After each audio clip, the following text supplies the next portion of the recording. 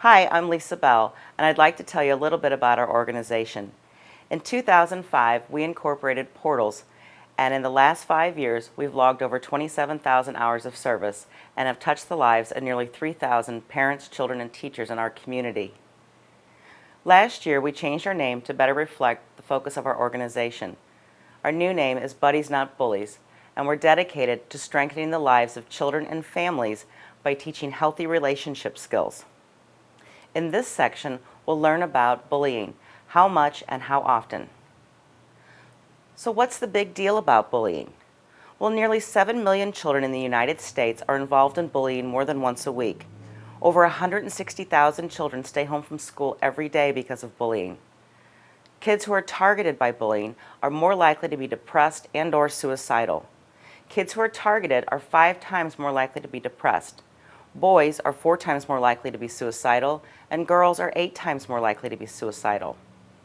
Every 7 minutes, a child is bullied. So who's watching? It's amazing that adults only intervene in bullying about 4% of the time. Other kids intervene about 11% of the time. 85% of the time, nobody helps a child who's being bullied. Bullying negatively impacts concentration and achievement. Kids can't learn when they're being bullied. Kids who are targets score lower on achievement tests, have more mental health problems, poorer concentration, and lower grades. When there aren't consequences for bullying, the problem just gets worse. Kids who bully think that they can get by with it. Kids who don't bully come to believe that they're helpless, so why bother reporting it? Still not a big deal? Kids who are frequent bullies are convicted of crimes earlier and more often than kids who aren't bullies. Bullies are at greater risk for drug and alcohol abuse. They're more likely to continue their abusive and antisocial behaviors into adulthood.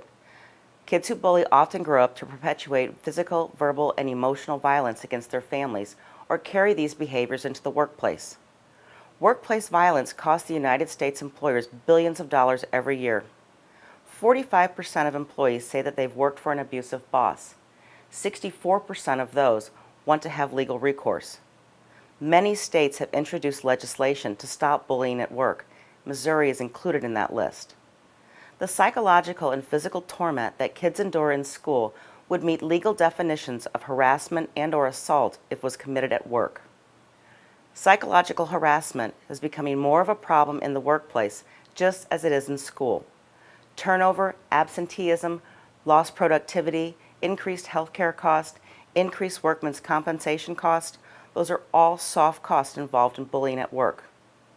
Bullying behaviors can be direct or indirect. So let's talk for a moment a little bit about the direct behaviors. We have verbal bullying, which includes name-calling, mocking, hurtful teasing, insults, put-downs, humiliation, racist or sexist comments, and harassment. Of course, then we have the well-known physical bullying, which includes shoving, pushing, hitting, spitting, beating up, stealing or damaging property, and assault. The third type of direct bullying is psychological. This includes giving dirty looks, uttering threats, intimidating each other, or extortion. Indirectly, kids gossip about each other. Usually, gossip involves lowering somebody's opinion of the target. Then we have social aggression, telling people not to be friends with the target, or spreading rumors and damaging friendships. Finally, we have exclusion, that's shunning somebody or intentionally leaving them out.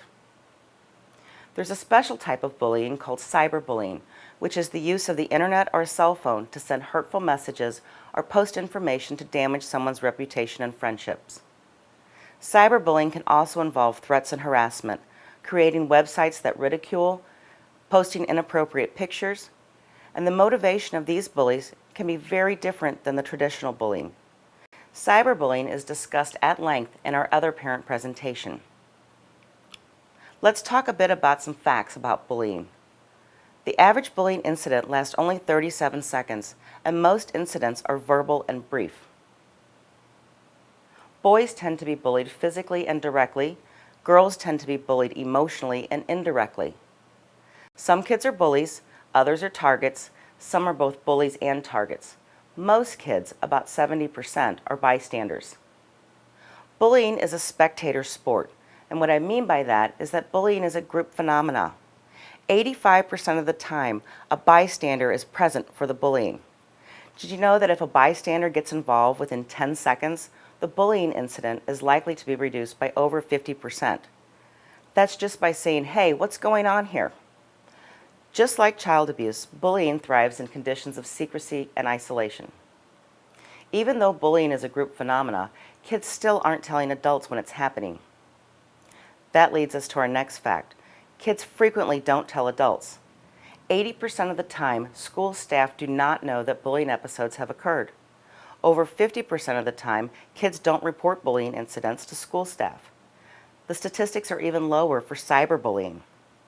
So what exactly is bullying? Really, it's the most common form of violence in our society today. It's learned antisocial behavior. Not all kids bully. Most kids, though, do tend to engage in periodic mistreatment of each other. Sometimes bullying is very intense and can do a great deal of damage to a child. According to the Journal of the American Medical Association, the definition of bullying is a relationship problem whereby power and aggression are used to cause distress to a vulnerable person. In our work with kids, we've come to expand that definition of bully to include any mean word, look, action, communication, or sign that is intended to hurt another person or their belongings. The key word in that is intended.